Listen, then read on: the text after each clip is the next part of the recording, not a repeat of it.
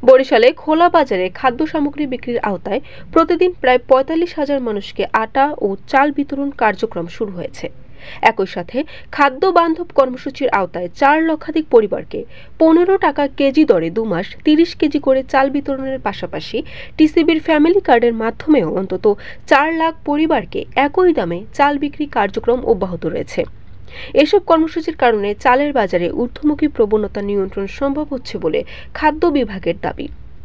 রমজানের শুরুতেই ওএমএস কর্মসূচির আওতায় বরিশাল মহানগরীর ৩০টি ওয়ার্ডে একজন করে ডিলার প্রতিদিন ১ টন করে চাল ও সমপরিমাণ আটা বিক্রি কার্যক্রম শুরু করেছে। এই কর্মসূচির আওতায় প্রতিদিন নগরীর ৯টি পয়েন্টে ট্রাকে ডিলারদের সমপরিমাণ চাল ও আটা বিক্রি করছেন। প্রতি কেজি চাল ৩০ টাকা এবং আটা ২৪ টাকা দরে যে কেউ মাথাপিছু ৫ কেজি করে কিনতে পারছেন।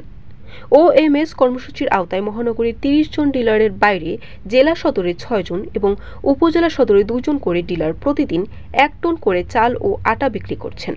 সব মিলিয়ে বরিশালে প্রতিদিন ১৬৪ টন চাল ও ৫৬ টন আটা বিক্রি করা হচ্ছে বলে আঞ্চলিক খাদ্য নিয়ন্ত্রণের দফতর সূত্রে বলা হয়েছে। সরকারি সিদ্ধান্তের আলোকে এই কর্মসূচি চলমান থাকবে বলে জানা গেছে। অপরদিকে খাদ্য বান্ধব কর্মসূচির আওতায় বরিশাল খাদ্য অঞ্চলে ৪ লক্ষাধিক পরিবারকে মার্চ ও এপ্রিল মাসে ১৫ টাকা দরে প্রতি মাসে ৩০ কেজি করে চাল বিতরণ কর্মসূচির ইতিমধ্যে শুরু হয়েছে। এই কর্মসূচির আওতায় ২ মাসে ১৫ টাকা কেজি দরে প্রায় ২৫,০০০ টন চাল বিক্রি করা হবে বলে খাদ্য অধিদপ্তর সূত্রে জানা গেছে। একই সাথে বরিশালে টিসিবির ফ্যামিলি কার্ডধারী প্রায় ৬ লাখ পরিবারও ৩০ টাকা কেজি দরে ৫ কেজি করে চাল পাচ্ছেন। এর ফলে প্রতি মাসে আরও ৩,০০০ টন চাল খোলা বাজারে আসছে। বরিশাল.নিউজ।